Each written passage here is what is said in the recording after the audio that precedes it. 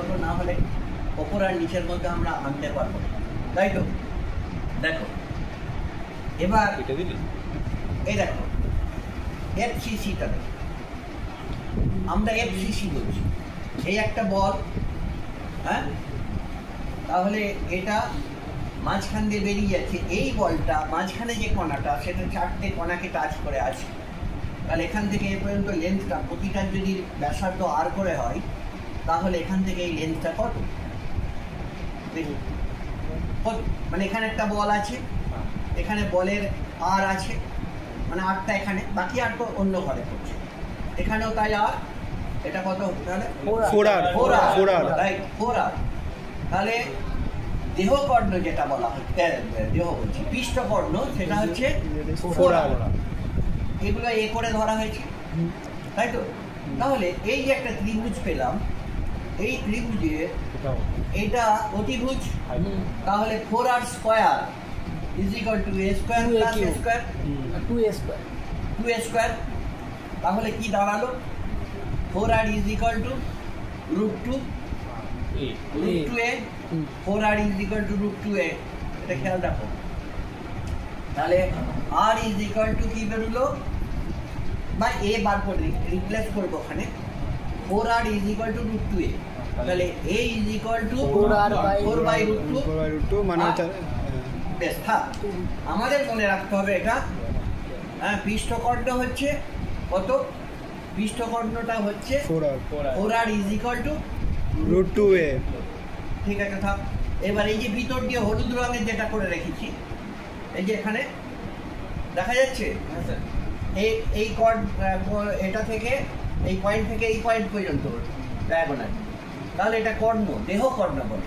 তাহলে এর ভিতরে যে বলটা, বিসিসি ল্যাটিসের কথা বলছি, এর ভিতরে যে বলটা, এই কর্নারের বল আর এই কর্নারের বল টাচ করে আছে, হ্যাঁ, এর 4R যে দুটো হবে, এর 4R এর সাইজ বড় হবে, নো ডাউট, তাই না?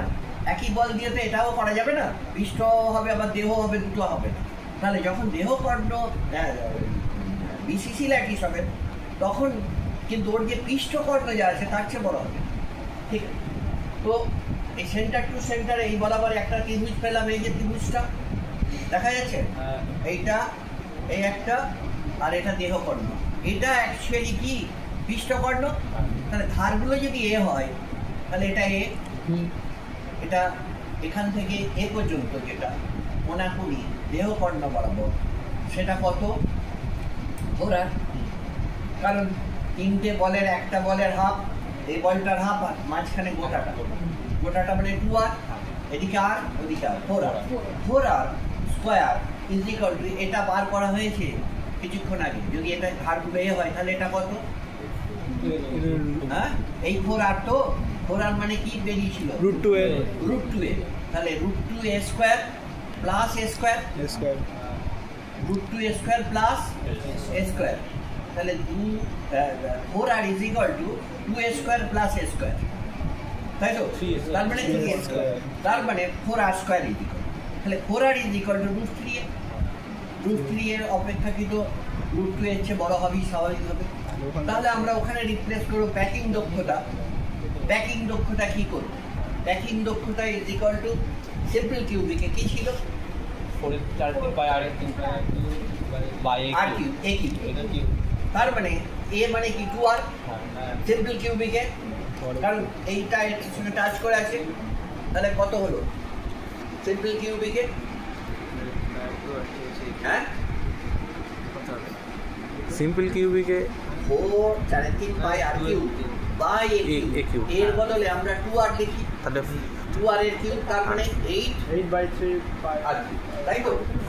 দেখো এখানে 8/3 পাই সিম্পল কিউবিকের জন্য, simple cubic is equal to 3 by r cube by a cube, that is equal to 3 by r cube by 8 কি a কিউব, r কিউব, তাহলে যেটা হবে করে নেবে।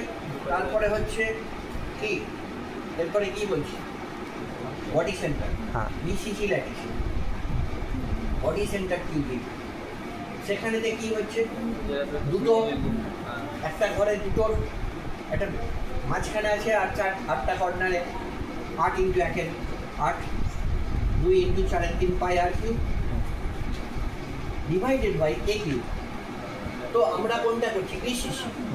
এ মানে 4r ইজ ইকুয়াল টু দেহকর্ণ 4r is equal to √3 a, তাহলে a is equal to বসিয়ে দিচ্ছি এখানে 2 into 4 3 pi R cube divided by বসাবো এটা 4 by 4 by √3 a r by r এর কিউব। সেটা কি হবে বার করে নিলাম। এইবার এফসিসিতে প্যাকিং দক্ষতা এফসিসিতে এই যে ধারে থাকছে, তাই তো, মানে প্রত্যেকটা ধারে, তাহলে কতগুলো কণা আছে?